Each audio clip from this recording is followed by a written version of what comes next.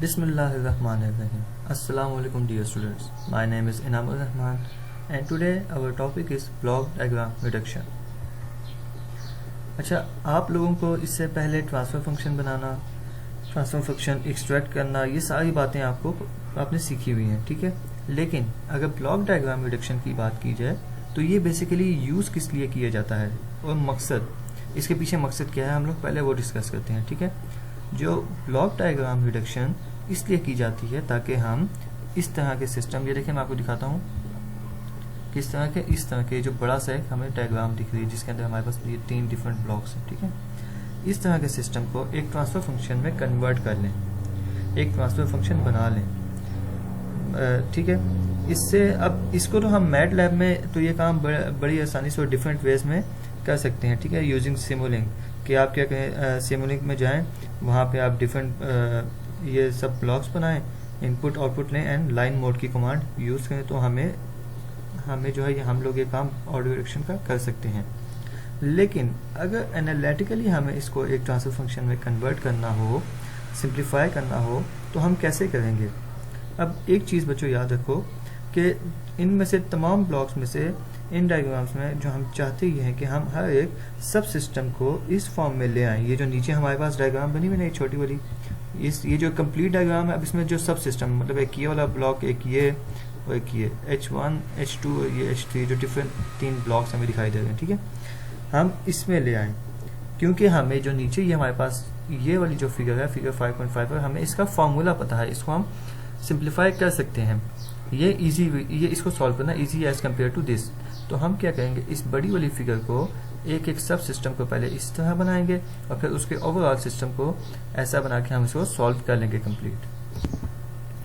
Basically मैं कहना क्या चाह रहा हूँ, मैं ये कहना चाह रहा हूँ कि इस पूरे सिस्टम में ये जो 3 डिफरेंट ब्लॉक्स आपको नज़र आ रहे हैं इस बड़ी वाली डायग्राम में, देखें जहाँ पे H1 H2 H3 ये जो 3 डिफरेंट ब्लॉक्स आपको नज़र आ रहे हैं, ठीक है, इनको सिंप्लीफाई करके एक सिंपल फीडबैक लूप में कन्वर्ट करके, ताकि उस पूरे लूप की जगह हम इसका सिंपल फार्मूला लिख दें। ये जो नीचे हमारे पास डायग्राम है फिगर 5.55, हमें इसका फार्मूला पता है, हम इसको पहले इस फॉर्म में ला के इसका जस्ट फार्मूला लिख दें, ठीक है। मतलब कि ये जो नीचे हमारे पास फिगर है, ये एक फीडबैक सिस्टम का, कंप्लीट फीडबैक सिस्टम का एक सिंपल नोटेशन है। ये आपको ब्लॉक कहीं भी नज़र आएगा तो आप इसको इस जगह ये लिख सकते हैं। ये देखें, ये जो हमारे पास फिगर 4 है, ये हमारे पास सिंपल एक नोटेशन है। इसको क्या, हम आपको कहीं भी ये चीज़ नजर आएगी ना, आप इसको इज इक्विवेलेंट टू, आप इसको ये चीज़ लिख सकते हैं, ठीक है बच्चों। अब ये जो एग्जांपल हमारे पास है, इसकी अब हमने ब्लॉक रिडक्शन करनी है, ठीक है। लेकिन ये काम करने के लिए इस डायग्राम में हमारे पास 2 डिफिकल्टीज हैं।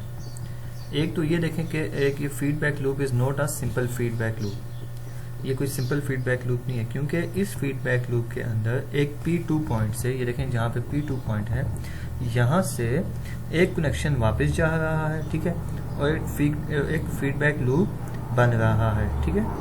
P2 पॉइंट से एक यहाँ से कनेक्शन वापस जाके एक और फीडबैक लूप बन रहा है, ठीक है। और इस वाले फीडबैक लूप में एक समेशन भी आ रहा है, ठीक है, बन रहा है, यहाँ पे एक समेशन भी है। So that the point is कि एक सिंपल फीडबैक लूप ये नहीं है, ये कॉम्प्लेक्स सिस्टम है, ठीक है, कॉम्प्लेक्स डायग्राम है, इसको सिंपल फीडबैक लूप में करना है। एंड ये करने के लिए हमें कुछ रूल्स को यूज करना पड़ेगा।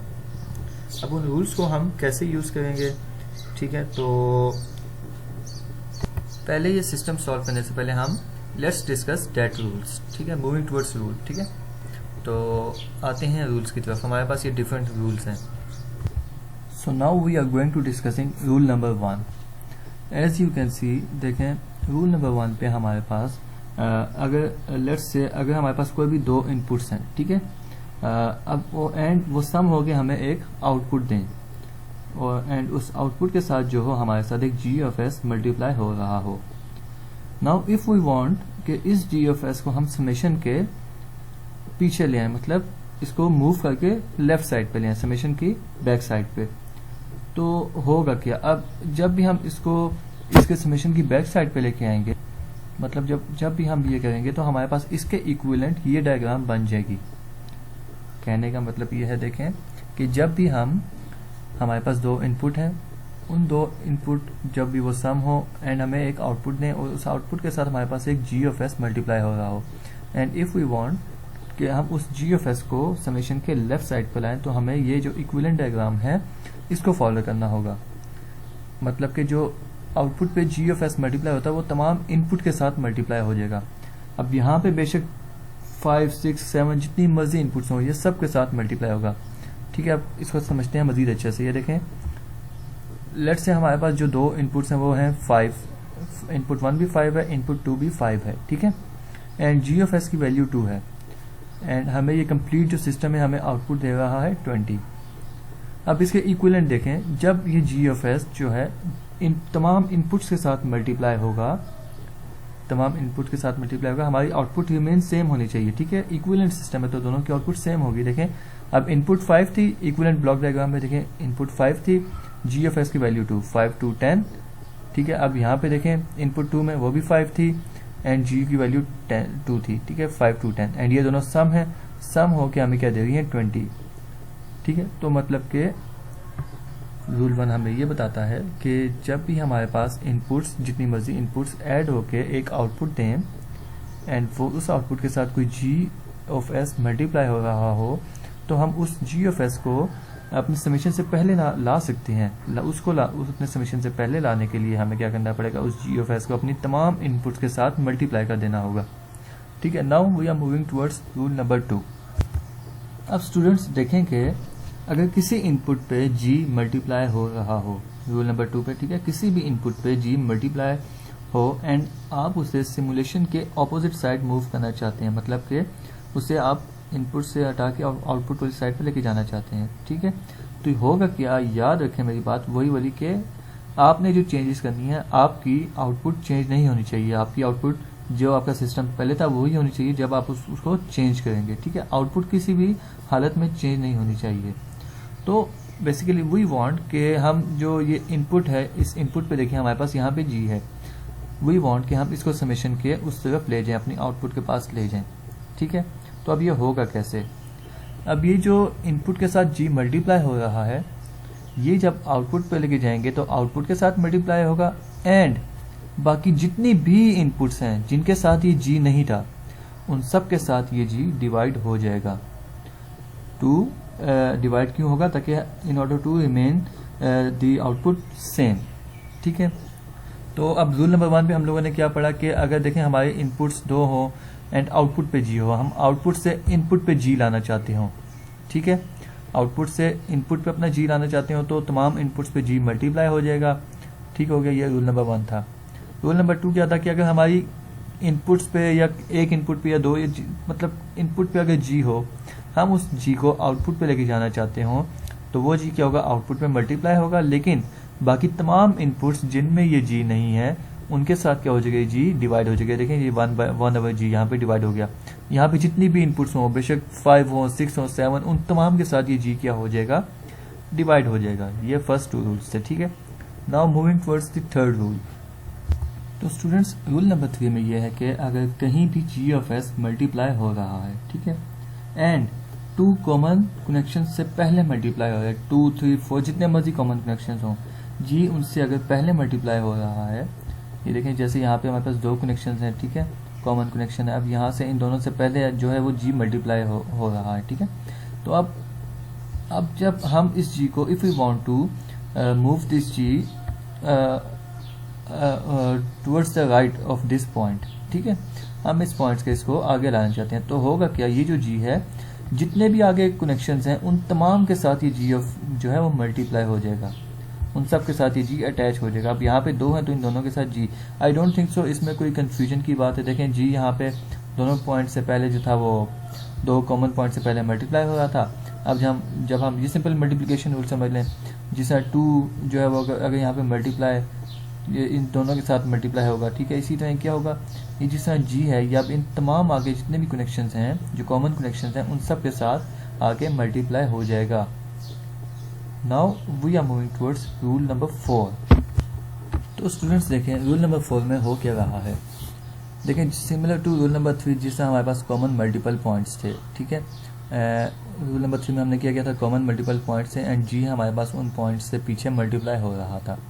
अब इस पॉइंट में रूल नंबर 4 में क्या है कि इन कॉमन मल्टीपल पॉइंट्स में से अगर किसी पॉइंट में जी है एंड इफ़ वी वांट कि हम उस जी को इस कॉमन पॉइंट, यहाँ पे जो एक कॉमन पॉइंट है उससे पहले ले आएँ, ठीक है, मतलब हम इस जी को सिंपल रूल नंबर 3 जैसा बनाएं, तो होगा क्या, जैसा रूल नंबर 3 में फिगर है उस तरह का बनाए, तो होगा क्या कि जो ये वाला जी है ये उधर पीछे तो चला जाएगा, लेकिन अब बकाया जितने भी हमारे पास लाइंस होंगी, जितनी भी हमारे पास बाकी जो कॉमन मल्टीपल पॉइंट्स लाइंस होंगी, उनमें क्या होगा, ये जी डिवाइड हो जाएगा। It is very similar to rule number 2। देखें जैसा हमारे पास क्या था, एक इनपुट में जी था, एक में नहीं था, and we want to move that G to the opposite side of the summation block. तो हुआ क्या था कि that G is when going towards the output block, it is multiplying to the output but divided by all the other inputs, ठीक है, which don't have g already. Now in rule number 4 similar to rule number 2 and rule number 3 देखें, जब हम इसको common point से पहले लाएंगे तो होगा क्या कि ये पहले आके मल्टीप्लाई तो हो जाएगा, लेकिन ऑल दी अदर पॉइंट्स के साथ ये क्या होगा, डिवाइड हो जाएगा। इसमें कोई कंफ्यूजन वाली बात नहीं है, ये बड़े सिंपल से रूल्स हैं बच्चों। Now we are moving towards rule number 5। Now what we have over here is in rule number 5। देखें ये एक सिंपल फीडबैक लूप नजर आ रहा है, ठीक है, जिसमें g ऑफ s जो है वो एक फॉरवर्ड पाथ में है एंड h ऑफ s जो है हमारा वो एक फीडबैक पाथ में है, ठीक है। हम चाहते क्या हैं, बेसिकली हम चाहते ये हैं कि ये जो h ऑफ s है नीचे, ये देखें जो h ऑफ s है, हम इसको मूव करके समिंग जंक्शन या समेशन के लेफ्ट साइड में लेके जाना चाहते हैं, ठीक है। अब remember this is not a simple case, simple summing junction, ये जो हमने सबसे पहले रूल नंबर 5 में किया था ना, ये इस तरह का कोई केस नहीं है, ये एक डिफरेंट, ये फीडबैक लूप केस है, ठीक है। अब इसमें होगा क्या कि जो जब हम इस h ऑफ s को समिंग जंक्शन के लेफ्ट साइड में लेके जाएंगे तो ये वहां पे, so in rule number 5 what we do to move h of s left pass the summing junction in a feedback system, ठीक है। फीडबैक सिस्टम में लेफ्ट पास करने का तरीका डिफरेंट है, जबकि सिंपल जो रूल नंबर 1 में देखें लेफ्ट पास करने का तरीका डिफरेंट है, ठीक है।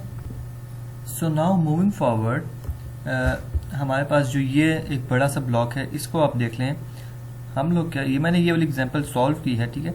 अब इसको मैं आपको समझाने लगा हूँ, इसकी हम लोग ऑर्डर रिडक्शन करेंगे, ठीक है। इसको आप एक दफ़ा देख लें, इसी सिस्टम की हम लोग क्या करने लगे हैं, अब ऑर्डर रिडक्शन करने लगे हैं। अब चलते हैं अपनी इस एग्जाम्पल की तरफ। बिस्मिल्लाहिर्रहमानिर्रहीम। So students, this is the example. इसमें बेसिकली हो क्या रहा है, इसमें हमारे पास जो है एक फीडबैक लूप ये है जिसमें हमारे पास यहाँ पे ये समिंग जंक्शन है, एक फीडबैक लूप ये है जिसमें हमारे पास ये समिंग जंक्शन है, एंड एक फीडबैक लूप ये है जिसमें पॉइंट P2 से वापस ये जा रहा है एंड एक फीडबैक लूप बना रहा है, ठीक है। सो 3 डिफरेंट लूप्स हैं एंड सिंप्लीफाई कोई भी नहीं हुआ हुआ, ठीक है, और इस तरह से हम इनको फार्मूले में पुट भी नहीं कर सकते। सो व्हाट वी डू कि हम सबसे पहले तो हम ये देखते हैं कि इस लूप में, ये जो लास्ट वाला लूप है ये वाला, इस लूप में हम इसको सिंप्लीफाई करेंगे और इसको एक सिंपल फीडबैक लूप बनाएंगे।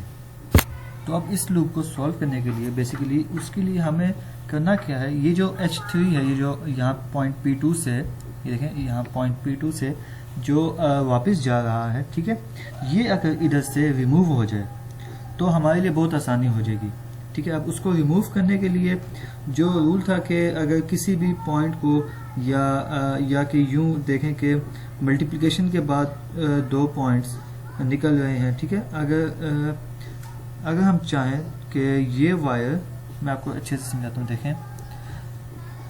अब इसके लिए हम जो रूल पढ़ा था, समझें कि ये g(3) जो है ये मल्टीप्लाई हो रहा है, ठीक है, इन 2 पॉइंट से पहले। इसमें रूल नंबर जो लग रहा है मैं आपको बताता हूँ, ये देखें कि इस मल्टीप्लिकेशन के बाद ये 2 पॉइंट्स निकल रहे हैं। अब हम चाहते हैं कि ये वाली वायर है, ये यहाँ से उठ के ये इधर पॉइंट P3 पे आ जाए। तो इस पे आपको याद होगा कि ये वाला रूल अप्लाई होगा, जहाँ पे ये मैंने मेंशन किया हुआ है, ये वाला रूल इस पे अप्लाई होगा। तो ये देखें, ये जो g(4) है, अगर ये यहाँ से उठकर पीछे आ जाए पॉइंट 2 के, तो हमारा लूप सिंप्लीफाई हो जाएगा। देखें जिस तरह ये g(4) है, हम इसको इस पॉइंट से अगर पीछे लाएं तो हमारे पास होगा क्या होगा ये कि जी ऑफ 4 यहाँ पे मल्टीप्लाई होगा और इस लाइन को छोड़ के इस लाइन पे ये क्या हो जाएगा, डिवाइड हो जाएगा। ये वाला हमने रूल पढ़ा हुआ है, ठीक है। तो व्हाट आई विल डू इस, ये देखें इस नीचे वाली डायग्राम में देखें, एक सेकंड मैं ऐसा कहता हूँ कि आपको दोनों दिखाई दें ऐसे। तो स्टूडेंट्स ये देखें ये वाली वायर जो जी ऑफ 4 के पीछे से जा रही थी पॉइंट 2 के, अब हमने किया क्या कि जी ऑफ 4 को जब हम, अब ये वायर जी ऑफ 4 के आगे आ जाएगी, मतलब हमने किया ये कि जी ऑफ 4 को उठा के हम इसके पीछे ले गए। अब इस लाइन पे जी ऑफ 4 मल्टीप्लाई नहीं हो रहा था, ठीक है।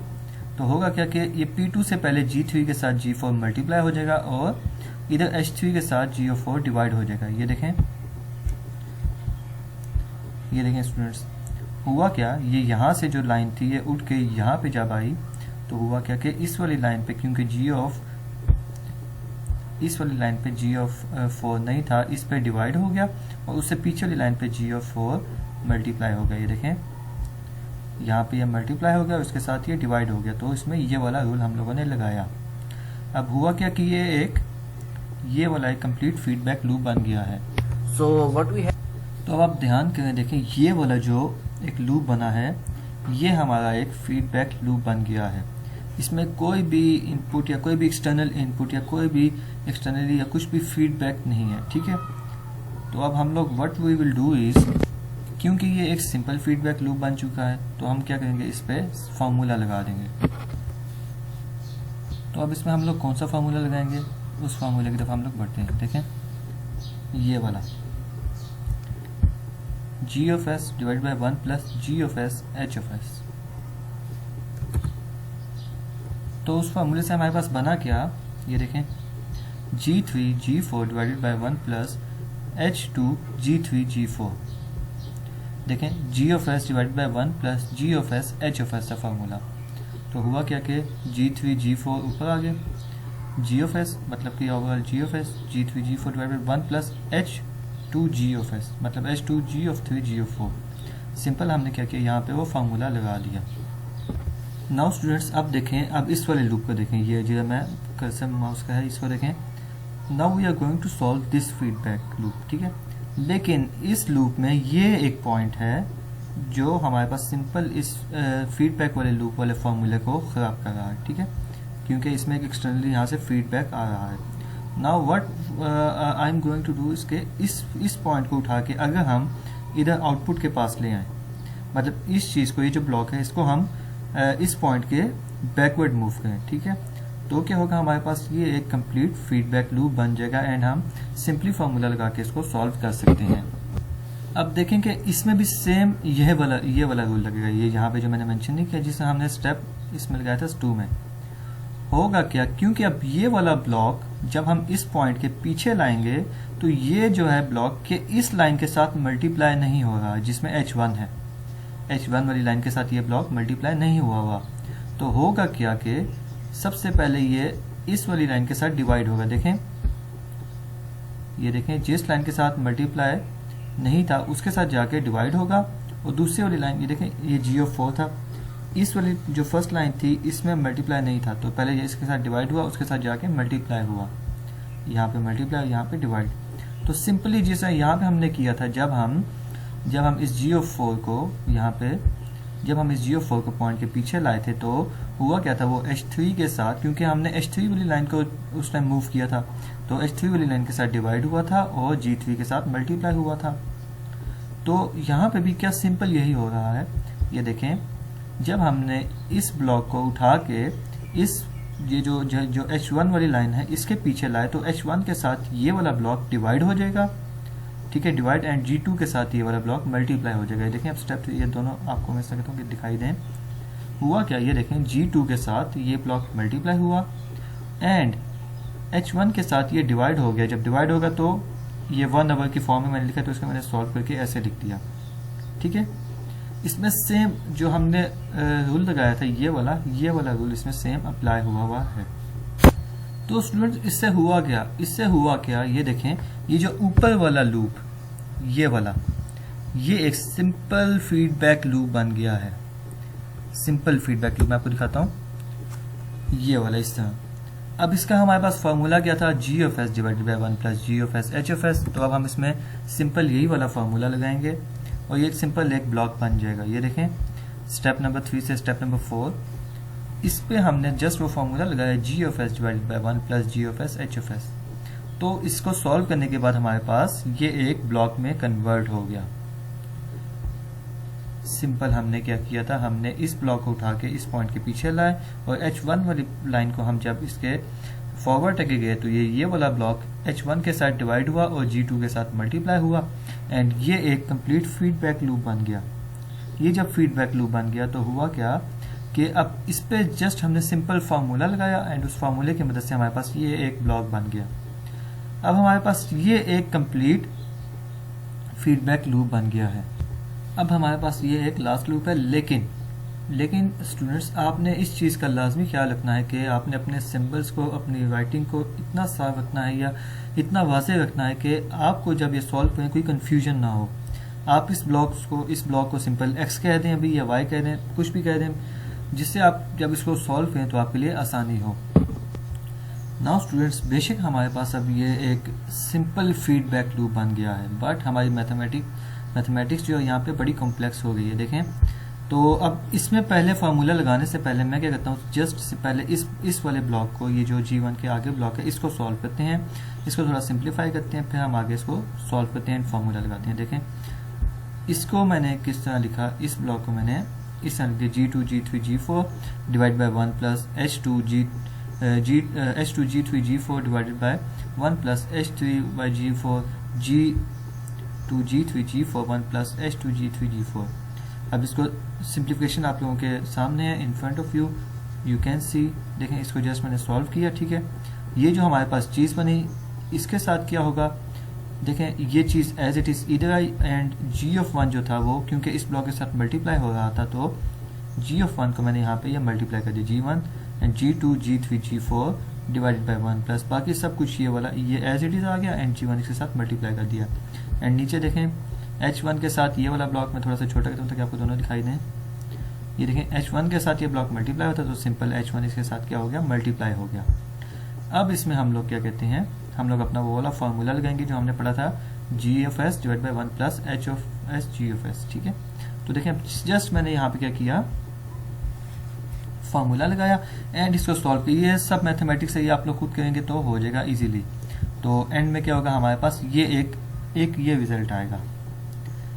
इसको जस्ट हम इधर प्लग इन करेंगे तो हमारे पास क्या होगा, ये एक कंप्लीट सिस्टम एक सिंपल सी फॉर्म में आ गया है, ऑर्डर रिडक्शन हो गई है। So here is the end of this example which we have over here. So I hope कि आपको ये वाली एग्जांपल समझ आ गई होगी। तो अब एक और चीज़ मैं आपको बताना चाहता हूँ, ये देखें कि आई होप कि इस एग्जांपल को जब आपने समझा होगा तो आपको कुछ रूल्स समझ आ गए होंगे कि कैसे हम इन रूल्स को इम्प्लीमेंट करते हैं। एक और चीज़ जो बड़ी इंपॉर्टेंट है, देखें जब कभी भी हमारे पास इस तरह जी ऑफ एस अगर इनपुट्स के साथ G1 G2 G3 इस तरह मल्टीप्लाई हो तो ये हमारे पास पैरेलल लूप होते हैं, ठीक है। और इनको जब भी सिंप्लीफाई करते हैं तो ये हमारे पास अलजेब्रिकली ऐड होते हैं, ठीक है ना। ये वाले रूल्स यहाँ पे मैं आपको दिखाता हूँ, जो parallel blocks combine with each other by algebraic addition. जो पैरेलल ब्लॉक्स हैं ये वाले, ये हमेशा ज्वाइन होते हैं बाय अलजेब्रिक एडिशन, जबकि जो series block combine with each other bye multiplication. यहाँ पे देखें G1 of S G2 of S G3 of S आपस में इनपुट जो आपस में मल्टीप्लाई, तो यहाँ पे जो होंगे सीरीज में आपस में मल्टीप्लाई होंगे।